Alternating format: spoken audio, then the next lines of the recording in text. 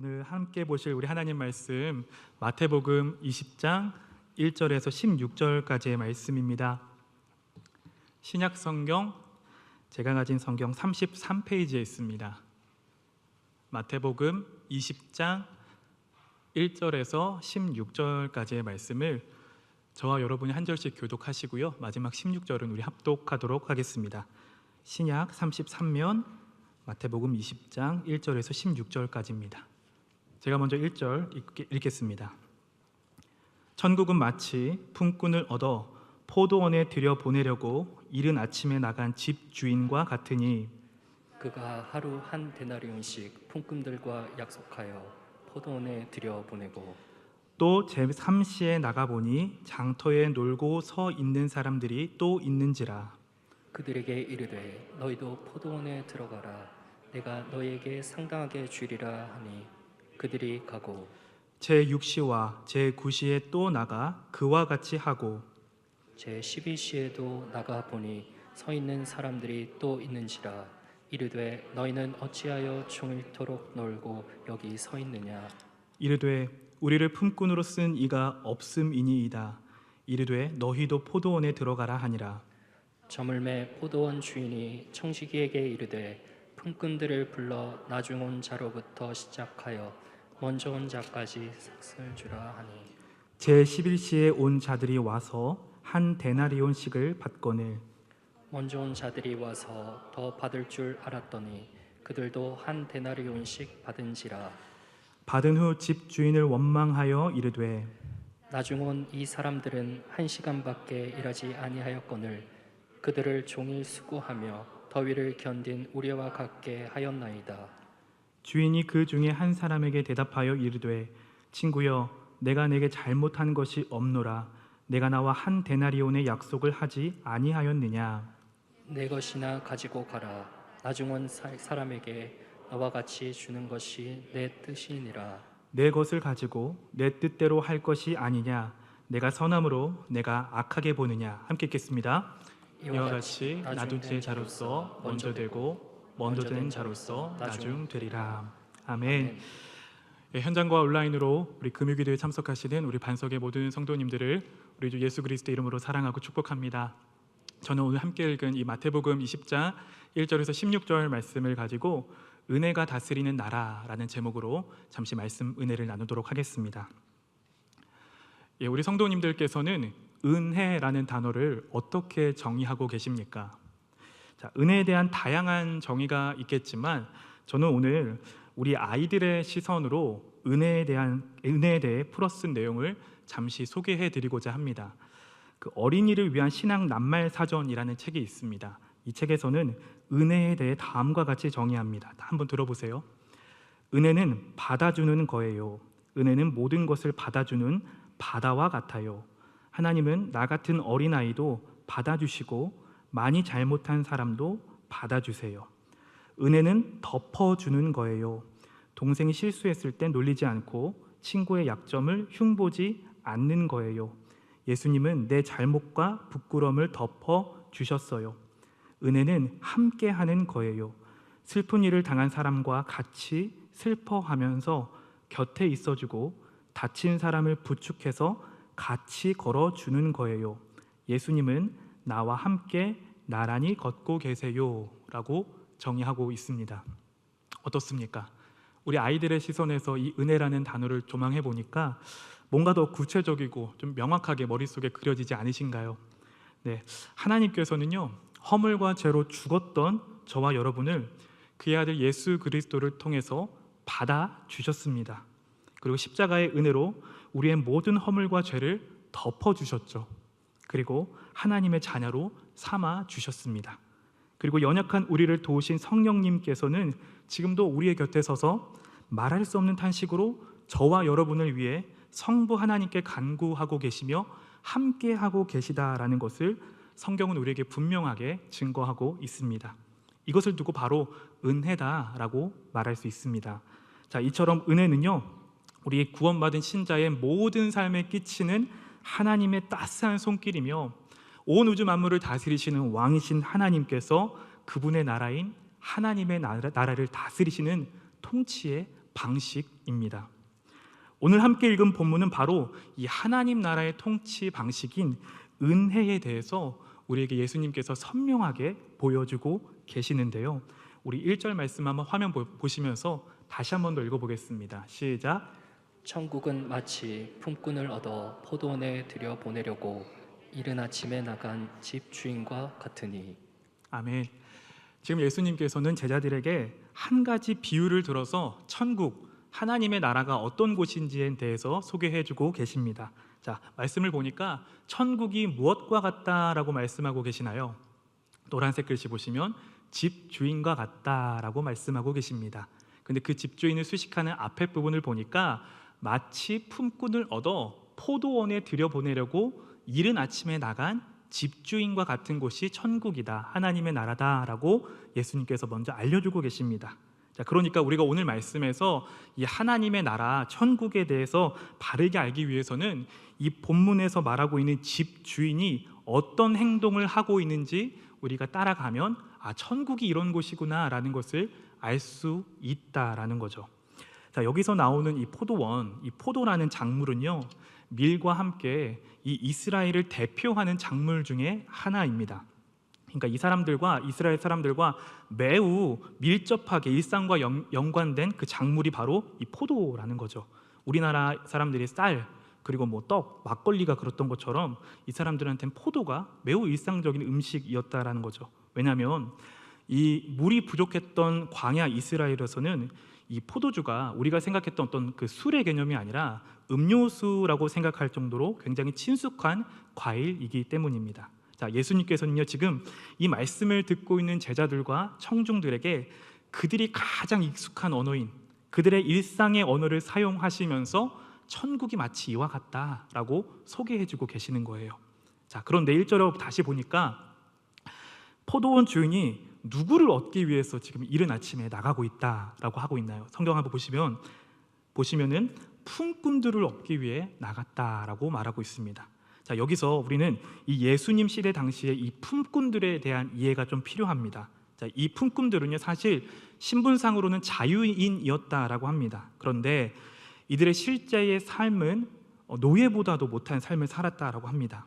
왜냐하면 그래도 노예들은 주인에게 소속되어 있었기 때문에 먹고 사는 것에 있어서 걱정은 없었습니다. 그런데 이 품꾼들은 하루 종일 열심히 일해봤자 겨우 하루치 양식밖에 벌 수 없었던 것이 그 당시 품꾼들이 놓인 위치, 사회적인 위치였다라는 거죠.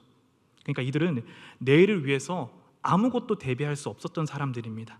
그렇다고 이 안정적인 일자리가 날마다 보장된 그런 사람들도 아니었다라는 거예요. 그날 그저 일거리를 찾아서 인력 시장을 서성이고 배회하는 그 당시 사회 구조상 가장 밑바닥을 차지했던 사람들, 최하위층의 사람들이 바로 예수님 당시 1세기의 품꾼들의 사회적인 위치였습니다. 오늘날로 표현하자면 어떻게 비정규직 정도가 되지 않을까 생각됩니다. 자, 바로 포도원 주인은요, 지금 이 품꾼들을 고용하기 위해서 이른 아침에 나갔다라고 말합니다. 그것도 누굴 시킨 것이 아니라 직접 인력 시장에 나갔다라고 소개하고 있습니다. 여기서 말하는 이른 아침이란 유대 시간으로 해가 뜨는 시간, 아침 6시를 말합니다. 그러니까 그 이전에 아마 이 주인은 품꾼들을 찾기 위해 인력 시장에 나갔던 상황입니다. 자, 그렇게 포도원 주인은요, 이른 아침부터 인력 시장에 모여 있는 품꾼들을 만나게 됩니다. 그리고 2절 말씀처럼 이들에게 이제 한 데나리온이라는 값을 급여를 약속하고 품꾼들을 고용하게 됩니다.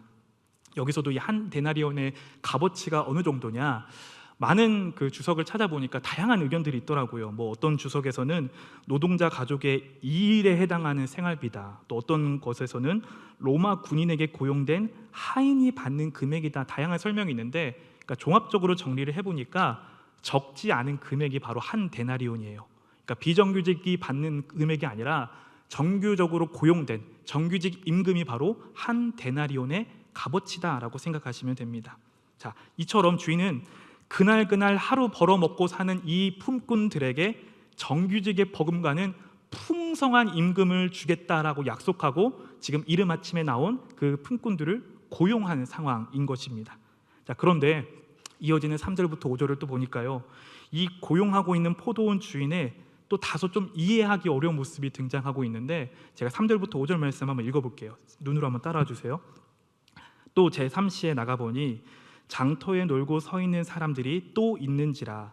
그들에게 이르되 너희도 포도원에 들어가라. 내가 너희에게 상당하게 주리라 하니 그들이 가고 제6시와 제9시에 또 나가 그와 같이 하고 라고 말합니다.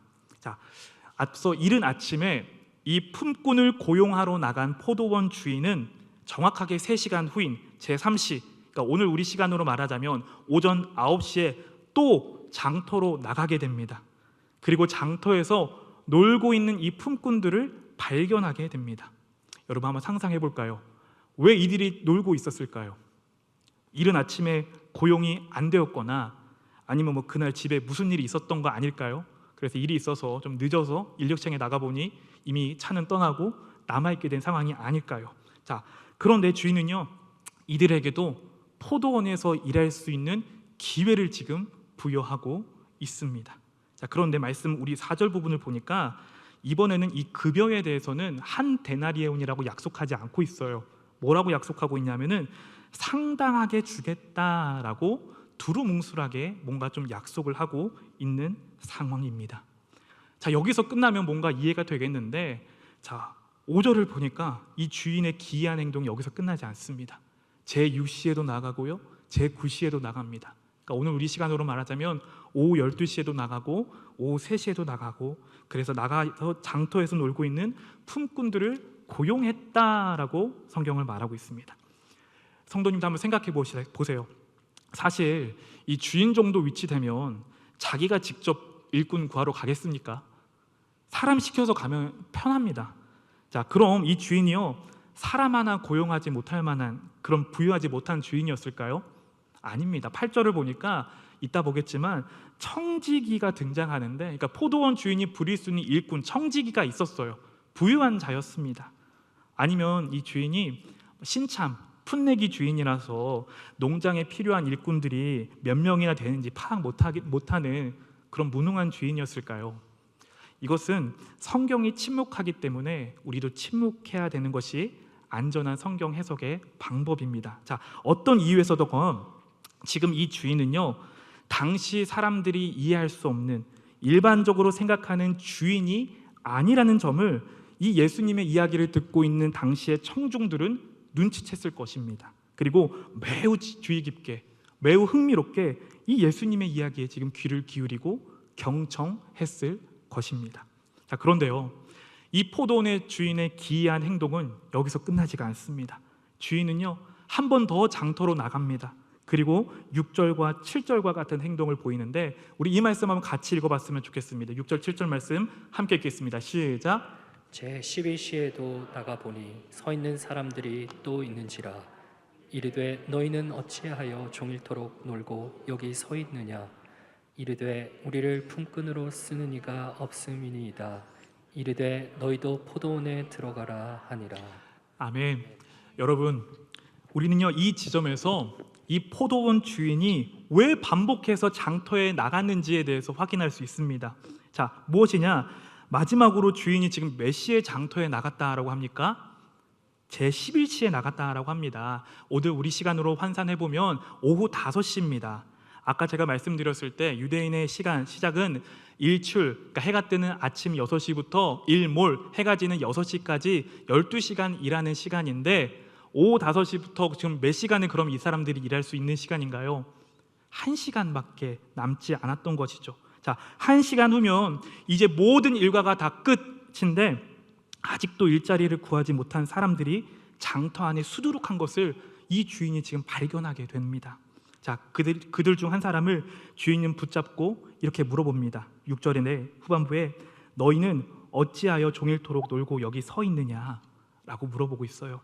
자, 근데 가만히 보니까 이 앞선 두 그룹의 품꾼들, 이른 아침에 나갔던 품꾼들, 그리고 제3시, 제6시, 제9시에 고용했던 품꾼들에게는 사실 이 질문을 하고 있지 않습니다. 오직 제11시, 오후 5시에 나가 있는 일을 구하지 못한 사람들에게 이 질문을 지금 건네고 있습니다. 여러분, 왜 이 사람들이 아직까지 오후 5시까지 장터에 남아 있었을까요? 이들이 게을러서였을까요? 조심스럽게 추측해보자면 만약 여러분이 포도원 주인, 고용주의 입장이라면은 어떤 일꾼 먼저 데려다 쓰시겠습니까? 신체 건강하고요, 막 일 잘할 것 같이 보이는 사람, 그런 사람 좀 품꾼으로 데려다 쓰지 않으시겠습니까? 자, 그러니까 지금 이 오후 5시까지 남아있는 사람들은 어떤 고용주에게도 선택받지 못했던 어떤 힘쓰는데 하자가 있는 사람들이 남아있다라는 것을 우리는 조심스럽게 추측해 볼 수가 있습니다. 아마도 나이가 많은 사람들이거나, 아마도 딱 봐도 몸이 약해 보이거나, 어디 몸이 불편한 곳이 한 군데라고 있는 사람들이 아마 오후 5시까지 남은 사람들이 아닐까라고 추측해 봅니다. 자, 이제 해는 뉘엿뉘엿 넘어가고 있습니다. 인력시장의 문은 곧 닫히게 됩니다. 자, 이대로 오늘 공치고 빈털터리로 집에 돌아가면 나 하나만 바라보고 있는 가족들, 백가족이 등에 붙은 이 자식들의 허기진 몰골을 어떻게 대해야 되나 고민하고 있는 이 품꾼들. 자, 그렇다고 내가 이대로 돌아갈 수는 없으니까 혹시나 하는 이 절박함으로 이러지도 저러지도 못한 채 인력시장을 방황하고 어슬렁거리고 있는 것이 오후 5시까지 남아있던 이 품꾼들의 심정이 아니었을까요? 그래서 7절에 이렇게 말하는 겁니다. 주인에게 우리를 품꾼으로 쓰는 이가 없음이니이다. 아마 여기에 뭐 이렇게 이 사람의 감정을 말하는 게 들어간다면 뭐 절망감, 무기력함, 소망 없음으로 고백해 주세요라고 이렇게 들어가지 않을까요? 자, 그런데 이 주인이요, 이 오후 5시까지 기다렸던 이 사람들에게 뭐라고 말하냐면 이렇게 말해요. 너희도 포도원에 들어가 봐라 라고 이야기하고 있습니다. 자, 여러분이 만약에 이 오후 5시까지 남은 품꾼들이에요. 어떤 심정이겠습니까? 나를 찾아주는 사람 아무도 없었는데 이게 꿈인가 생시인가 싶었을 거예요. 자, 이런 마음으로 아마 감격과 감사함으로 포도원이 고용한 그 차를 타고 포도원에 들어가지 않았을까요? 사랑하는 성도님들, 저는 여기서 먼저 우리가 이 포도원 주인에 대해서 살펴봤는데 포도원 주인이 누군지에 대해서 먼저 살펴보기를 원합니다. 짐작하시는 대로 포도원 주인은 하나님을 가리킵니다. 누구를 가리킨다고요? 하나님을 가리킵니다. 자, 왜냐하면 이사야서 5장 7절을 보면 이런 말씀 구절이 있습니다. 한번 띄워주시고요, 제가 한번 읽어보겠습니다. 무릇 만군의 여호와의 포도원은 이스라엘의 족속이요라고 나옵니다. 그러니까 하나님을 포도원의 주인으로 묘사하는 장면이 구약의 여러 군데에 등장합니다. 자, 여러분, 왜 포도원 주인은 5차례씩이나, 그것도 다른 사람 시키지 않고 자기가 직접 장터로 나와서 품꾼들을 고용하는 이 장면을 예수님께서는 왜 청중들에게 말씀하고 계실까요? 그것은 이 포도원 주인신 하나님께서 하나님 나라의 백성들을 그렇게 대하고 계시다라는 것을 보여주기 원하셨던 겁니다. 포도원 주인이신 하나님께서 다스리시는 하나님의 나라는 은혜와 긍휼이 풍성하신 하나님께서 다스리시는 곳이다라는 것을 알려주기 원하셨기 때문입니다. 사실 이른 아침에 고용된 자나 오후 5시에 고용된 자나 모두 신분은 품꾼이었습니다. 이들은요, 철저하게 포도원 주인이 선택해 하고 고용해 주어야만 내일을 꿈꾸며 살아갈 수 있는 사람들이 바로 품꾼이었습니다. 다른 말로 하자면 이 포도원 주인이 은혜를 베풀어 주셔야지만 살아갈 수 있는 자들이 누구였냐? 품꾼이었다라는 겁니다. 여러분, 이 지점에서 저와 여러분이 품꾼과 같은 자들 아니었습니까? 포도원 주인이신 하나님께서 우리에게 은혜를 베풀어 주셨기 때문에 우리가 지금 이 자리에 있는 것 아니겠습니까? 허물과 죄로 죽었던 우리에게 무슨 소망을 찾아볼 수 있었겠습니까? 그런데 소망도 없고 무엇을 위해 살아가야 하는지 삶의 목적도 모르고 방황했던 우리에게 포도원 주인이신 하나님께서 종을 시키지 않고 직접 찾아오셨습니다. 그리고 예수 그리스도를 통해서 우리의 모든 허물과 죄를 덮으시고 받아주시고 성령으로 함께 하시겠다 약속하셨습니다. 여러분, 생각해 보세요. 사실 오후 5시에 포도원에 데리고 간들을 이 사람들이 무슨 일을 하겠습니까? 포도원 주인을 위해서. 자, 포도원까지 이동하는데도 아마 상당 시간이 걸렸을 겁니다. 만약 이 세상이 바라보는, 세상이 말하는 대로 어떤 경제의 논리, 어떤 이익을 내는 그 구조에서 포도원 주인이 품꾼들을 대했다면 아마 이 포도원 주인은 품꾼들 쳐다도 보지 않았을 것입니다. 오후 5시에 나가지도 않았을 것입니다. 하지만 이 포도원 주인은요, 이 품꾼들을 이 세상이 말하는 방법대로 대하지 않았습니다. 이들이 일을 잘하는 일꾼인가? 이들이 나에게 얼마나 많은 이익을 가져다 줄 것인가? 라는 이 세상의 방법이 아니라 하나님 나라의 통치 방식인 은혜로 대하고 있다라는 점을 우리는 주목해서 봐야 한다라는 거죠. 자, 포도원 주인이 얼마나 긍휼이 섬세하고 풍성하고 섬세한지 확인할 수 있는 대목이 한 가지 더 있는데요. 사실 이 품꾼들을 그냥 불쌍히 여기고 동정하는 마음이 있었다면 그냥 돈 손에 쥐어주고 돌아가 보세요 라고 했으면 그게 더 편합니다. 그런데 이 주인은요, 그런 값싼 동정하지 않았습니다. 왜냐?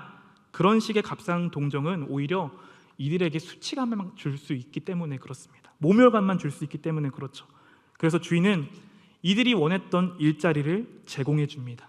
그래서 잠깐이지만 이 품꾼들이 수고해서 돈을 벌 수 있도록 기회를 제공해 줌으로써 이들의 경제적인 필요와 그리고 정신적인 모든 필요, 이 두 가지 모두를 충족시켜 주고 있다라는 것을 우리는 주목해서 봐야 합니다.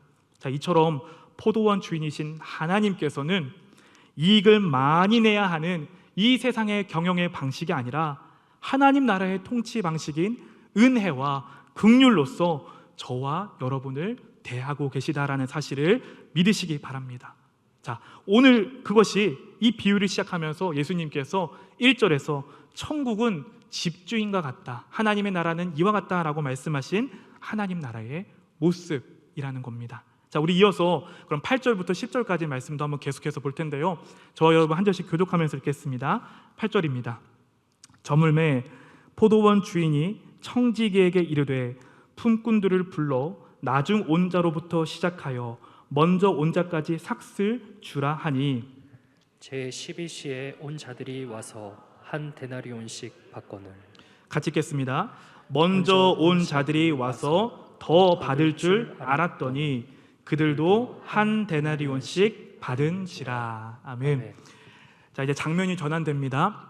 해가 저물고 있습니다. 그리고 이제 하루 일과가 끝나고 정산해야 될 시간이 다가왔습니다.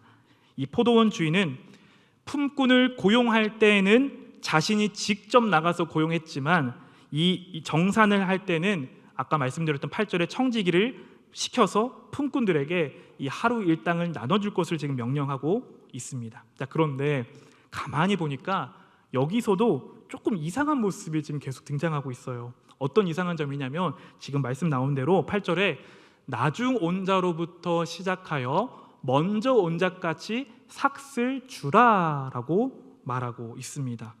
자, 그러니까 무슨 말이냐면 포도원에 온 순서대로 임금을 준 게 아니라 반대로 지금 임금을 주고 있다라는 거죠. 자, 그런데 더욱 충격적인 장면은 9절에 나옵니다. 우리 9절 말씀 한번 다시 띄워주시고요. 제가 읽겠습니다. 제 11시에 온 자들이 와서 한 데나리온씩을 받거늘이라고 말합니다.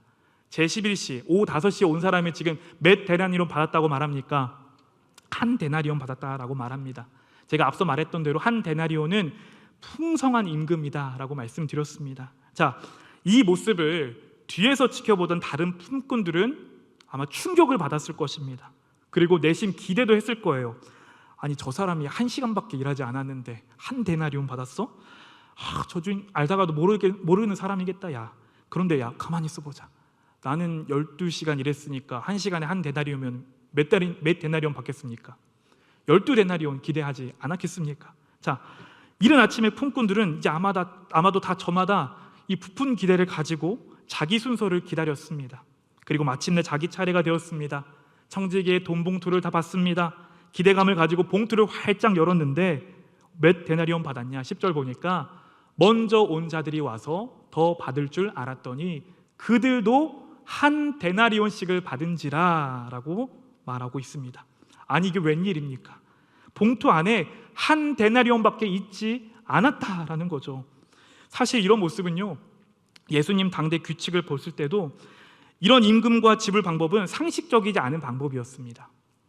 오늘날도 마찬가지겠지만 우리가 상식적으로 임금이라는 것은 어떤 노동 시간에 비례해서 주는 것이고 또한 일한 순서에 따라서 임금을 지불해야 되는 것이 상식입니다. 자, 그런데 포도원 주인은 지금 이 청지기를 통해서 임금을 부여했을 때 당대의 규칙 그 당대 사람들이 말하고 있는 상식을 완전히 벗어난 방법으로 지금 임금을 지불하고 있다라는 거예요. 여러분, 만약 여러분이 먼저 온 품꾼들의 입장이었다면 어떤 마음이 먼저 드셨겠습니까? 저기요, 좀 계산착오가 있으신 것 같은데, 좀 이거 아니지 않습니까?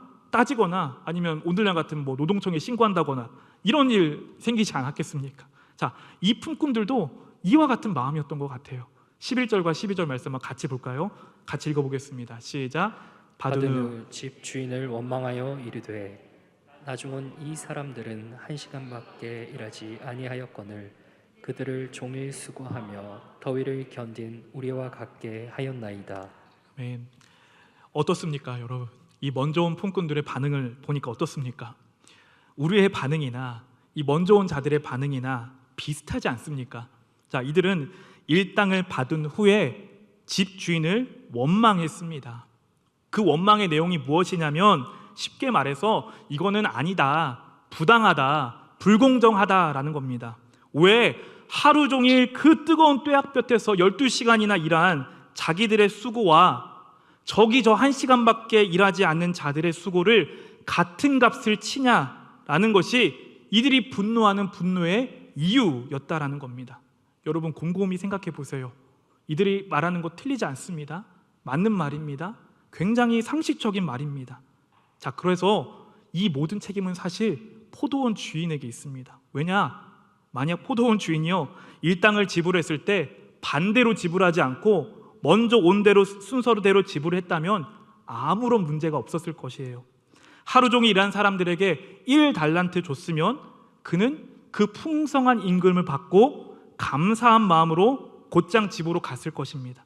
그리고 9시, 11시, 3시, 오후 5시에 온 품꾼들도 차례대로 임금을 주게 되면 아니 자기가 일한 것보다 더 크게 쳐준 그 주인에게 더더욱 감사한 마음으로 돌아갔을 것입니다.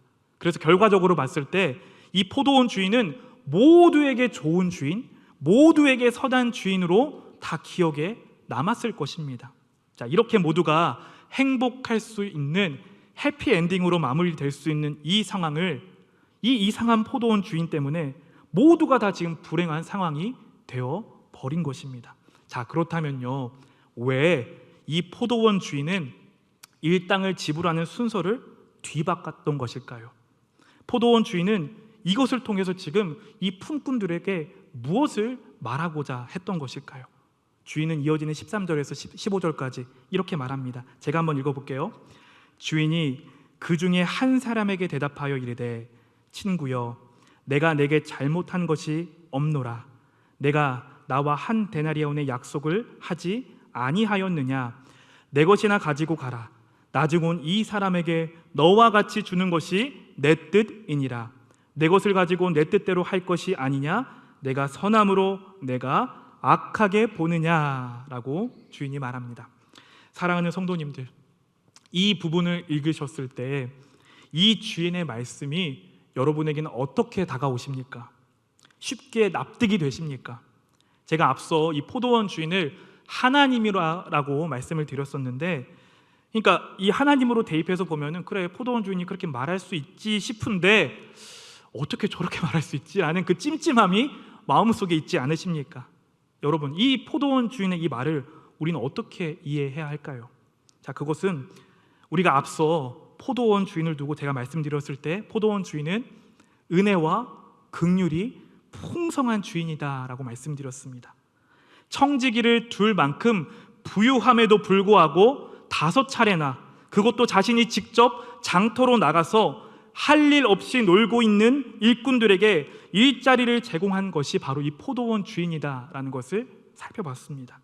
자, 이 주인이 베푼 은혜 때문에 이 모든 품꾼들은 오늘 저녁에 자기 가족들을 먹여 살릴 식량을 사들고 가족들에게 돌아갈 수 있게 되었다라는 거죠.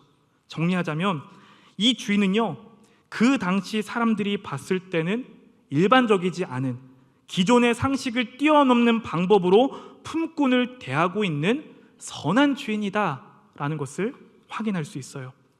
사실 그리고 이 포도원 주인이 이 먼저 온 자들과 한 약속도 깬 것이 아닙니다. 어긴 것이 아닙니다.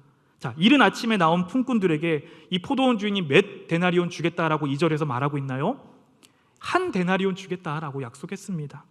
적지 않은 임금, 풍성한 임금을 주겠다고 약속했고 그 약속대로 지금 주었던 것입니다. 그러니까 이 먼저 온 품꾼들은 주인이 약속을 지키지 않아서 화가 난 것이 아니라 어떻게 12시간이나 그 뙤약볕 밑에서 수고한 우리들의 수고와 저기 1시간밖에 수고하지 않는 저들의 수고를 같게 취급하냐, 이거는 부당하다, 나는 더 받을 자격이 있다, 나는 저들보다 더 공로가 있고 능력이 있다 라는 것을 지금 주인에게 내세우고 지금 원망을 토로하고 있다라는 거예요. 여러분, 우리는 이 지점에서 왜 포도원 주인의 이런 행동을 보였을까 주목해서 봐야 합니다.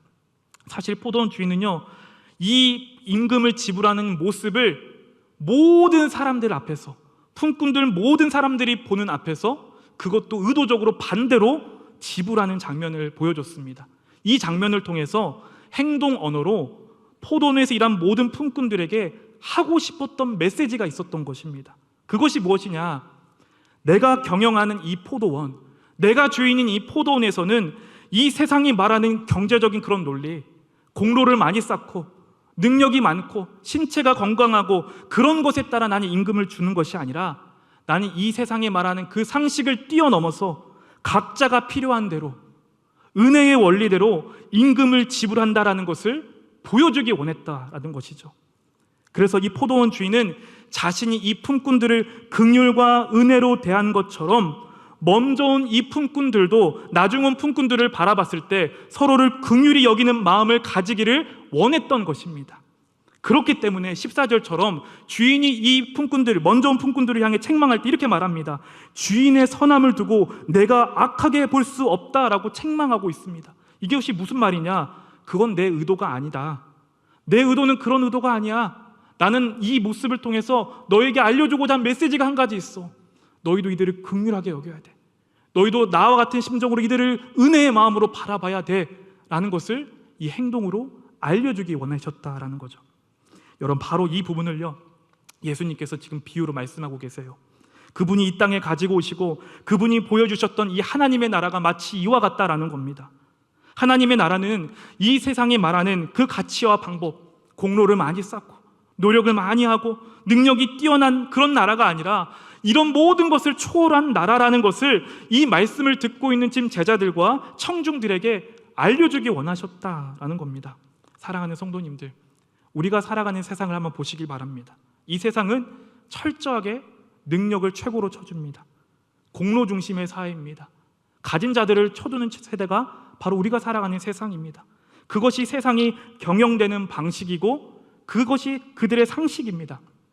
많이 일하는 사람 많이 받는 것, 공로를 많이 쌓는 사람이 높이 올라가는 것, 그것이 당연하다라고 말하며 이것을 상식으로 여기는 것이 이 세상의 원리라는 것이죠.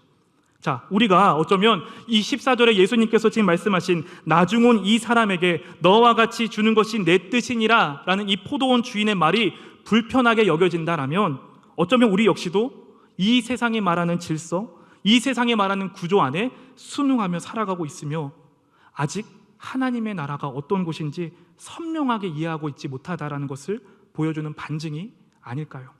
사랑하는 성도님들, 예수님께서 오늘 우리에게 보여주시고 가져오실 하나님의 나라는 그런 곳이 아닙니다. 하나님께서는 저와 여러분을 대하셨을 때 공로에 따라 대하지 않으셨습니다. 능력에 따라 대우하지 않으셨습니다. 공을 많이 세워서 높이 세워주시고 능력이 많아야지 주애를 시키시는 그런 분이 아니라는 것입니다. 하나님의 나라는 은혜의 나라입니다. 은혜가 다스리는 것이 바로 하나님의 나라라는 것이죠. 일꾼을 찾는 이가 아무도 없어서 세상의 시선으로 본다면 한없이 무능력하고 쓸모없는 자들인 저와 여러분을 일꾼으로 고용하시고 일을 하도록 은혜 베푸시는 분이 바로 누구시냐? 하나님이시라는 사실이에요. 충분하게 일하지 않았는데도 불구하고 일할 만큼이 아니라 우리의 필요에 따라 공급해 주시는, 풍성하게 주시는 분이 바로 포도원 주인이신 하나님이시다라는 것을 오늘 말씀을 통해서 예수님께서 우리에게 알려주고 계십니다. 자, 이 하나님의 나라에 대해서 오해한 대표적인 인물이 요나가 아닐까요? 계속해서 우리가 주일에 살펴본 대로 요나는 하나님께서 니느웨 백성들에게 은혜 베푸시는 것을 못마땅하게 여겼습니다. 왜냐? 어떻게 저 죄악이 만연한 니느웨 땅을 용서하실 수 있습니까? 저는 못하겠습니다 라고 배 타고 도망가지 않았습니까? 자, 마치 오후 5시에 온 이 품꾼들처럼 자신을 동일선상에서 니느웨 사람들과 평가했다고 포도원 주인을 원망했던 먼저 온 포도원 품꾼들과 마찬가지로 말이죠. 그러나 죄가 가득한 이 니느웨 백성에게 은혜를 베푸시기 원하시는 것은 절대적으로 왕이시고 주인이신 하나님께 속한 고유한 권한이라는 겁니다. 요나가 이것을 들고 왈가왈부할 수 있는 문제가 아니라는 거죠. 정리하자면 요나는 선지자이긴 했지만, 그래서 하나님의 말씀을 알고는 있었지만 하나님의 나라가 어떤 곳인지 머리로만 알고 있었지 가슴으로는 공감하지 못했던 대표적인 인물이 바로 이 요나라는 인물이었던 것이죠. 사랑하는 성도님들, 이것이 요나에게만 해당되는 이야기일까요? 오늘 우리 안에도 얼마나 이런 모습들이 많이 있습니까? 하나님 나라의 축소판인 이 교회와 성도된 우리의 삶 속에서도 우리가 사람을 대할 때, 우리가 헌신을 할 때, 봉사를 할 때 여러분은 하나님 나라의 방법인 이 은혜의 원리대로 사람을 대하고 일을 하고 계십니까? 아니면 혹시라도 마치 먼저 온 품꾼들처럼 나의 공로를 우선시하고 나의 수고를 먼저 앞세우며 오후 5시에 온 자들과 나를 동일하게 평가하고 있는 그 주인을 원망하거나, 아니면 요나처럼 하나님조차도 자기 기준에 놓고 재단하려는 모습이 우리 안에 있지는 않으십니까? 왜 이런 반응이 나오는 것일까요? 그것은 앞서 말씀드렸던 대로 내가 품꾼이었다는 사실을 잊어버렸기 때문에 그렇습니다. 무엇을 잊었다고요? 품꾼이라는 사실을 잊었다라는 겁니다. 내가 받은 은혜가 얼마나 크고 내가 받은 은혜가 얼마나 풍성한 은혜인지를 잊었기 때문에 나오는 반응이라는 것입니다. 바울은 우리가 받은 은혜를 두고 에베소서 1장 7절에서 다음과 같이 말합니다. 우리 이 말씀 한번 같이 읽어봤으면 좋겠습니다. 시작. 우리는 그리스도 안에서 그의 은혜의 풍성함을 따라 그의 피로 말미암아 속량 곧 죄사함을 받았느니라. 우리 이어지는 에베소서 2장 4절 5절 말씀도 있는데요, 한번 이것도 같이 읽어보겠습니다. 시작. 긍휼이 풍성하신 하나님이 우리를 사랑하신 그 큰 사랑을 인하여 허물러 죽은 우리를 그리스도와 함께 살리셨고 너희는 은혜로 구원을 받은 것이라. 아멘. 바울은 말합니다. 우리가 받은 그 은혜, 구원을 두고 풍성한 은혜다 라고 말하고 있습니다. 저는 이 바울의 말씀을요 오늘 본문에 적용하고 말씀을 마무리 짓고자 합니다. 여러분, 어떻게 이 품꾼들, 모든 품꾼들이 한 데나리온이라는 풍성한 임금을 받을 수 있었습니까? 주인이 선택하고 불러주었기 때문에 그들은 이 한 데나리온이라는 풍성한 임금을 받을 수 있었습니다. 여러분, 누가 가장 많이 손해봤을까요? 주인이 받습니다. 왜냐? 주인은요 이 일꾼들을 고용할 때 일을 잘하는 자격이나 조건을 보고 고용한 것이 아니기 때문입니다. 은혜와 긍휼이 풍성한 주인이 불러주었기 때문에 모든 일꾼들은 한 데나리온이라는 풍성한 임금을 받을 수 있었다라는 겁니다. 마찬가지죠. 여러분, 우리는 어떤 은혜를 받았습니까? 바울의 표현에 빌리자면 풍성한 은혜를 받았습니다. 그런데 어떻게 우리가 이 은혜를 받을 수 있었냐?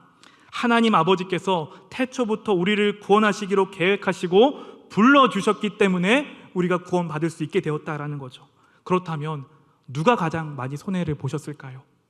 하나님 아버지께서 보셨죠. 왜냐? 어떤 손해를 보셨냐? 하나뿐인 그의 아들을 십자가에 달려 죽이시기까지 다 내어주셨기 때문에 가장 많이 손해보신 분이 바로 우리 하나님 아버지라는 겁니다. 여러분, 이 세상의 왕은 자기가 좋은 곳에 살고 가장 좋은 혜택을 누리지만 진정한 왕이신 우리 주 예수 그리스도는 다르십니다. 하늘의 모든 영광 다 버리시고 모든 영광과 존귀를 받으시기에 합당하신 분이시지만 그 모든 것 다 버리시고 종의 자리까지 낮아지시고 사람이 되셨습니다. 그리고 그분이 십자가 위에서 우리를 위해 물과 피를 다 쏟으시며 희생하시기까지 우리를 향한 큰 사랑을 다 보여주셨다라는 겁니다. 그래서 바울은 고린도후서에서 이렇게 말합니다. 우리 주 예수 그리스도의 은혜를 너희가 알거니와 부요하신 이로써 너희를 위하여 가난하게 되심은 그의 가난함으로 말미암아 너희를 부요하게 하려 하심이라. 아멘. 바로 이것이 우리를 향하신 그리스도의 풍성하시고 부요하신 은혜를 경험하며 살아가는 자들, 성도의 모습이라는 것입니다. 따라서 이 하나님 나라의 통치 방식인 은혜를 경험한 자들에게는 이 땅의 질서와는 전혀 다른 새로운 질서가 다음과 같이 자리 잡게 되는 것입니다. 우리 마지막 16절 말씀 한번 같이 읽어보겠습니다. 시작. 이와 같이 나중된 자로서 먼저 되고 먼저 된 자로서 나중되리라. 아멘. 이 말씀이 무슨 말씀입니까? 그저 내가 겸손해지면 하나님께서 때가 되면 이 땅에서 높여주시겠다라는 말씀, 그런 말씀입니까? 아닙니다. 가장 으뜸되시고 가장 먼저이신 그 예수 그리스도께서 우리를 위해서 나중되셨습니다. 낮아지셨죠. 희생하시고 나중에 되셨던 것처럼 이제 이 세상의 질서와 전혀 다른 하나님 나라의 통치 안에 들어온 그분의 백성들 역시 주인이신 예수 그리스도께서 우리에게 보여주셨던 것처럼 그분을 닮아서 가장 낮은 자리, 십자가의 길을 갈 수 있다라는 것을 오늘 예수님께서는 이 제자들에게, 그리고 이 말씀을 받는 저와 여러분에게 하고 계시다라는 겁니다. 사랑하는 성도님들, 여러분은 몇 시의 부름을 받은 자처럼 살아가고 계십니까? 여러분은 하나님 나라의 통치 방식인 이 은혜에 대해 얼마나 감사하고 얼마나 감격을 누리며 살아가고 계십니까? 사실 저와 여러분은 오후 5시에 부름 받은 자들임을 잊어서는 안 됩니다. 아무 자격 없고 아무 공로 없고 아무 능력도 없는 이 세상에 주목하지 못하는 그러던 자를 불러주셨고 받아주셨고 모든 허물과 죄를 다 덮어주셨습니다. 그리고 이제 하나님 나라의 일꾼으로 삼으셔서 그분의 나라를 위한 일에 사용하기 원하시는 선한 포도원 주인이 바로 우리 하나님이심을 기억하는 성도님들 되시기 바랍니다. 은혜와 긍휼이 풍성하신 이 포도원 주인의 은혜를 기억하며 하나님의 은혜에 대한 그 감사와 감격이 회복되어서 하나님 나라를 경험하는 오늘 이 밤, 그리고 우리 성도님들의 모든 삶 되시기를 우리 주 예수 그리스도 이름으로 간절히 축복합니다.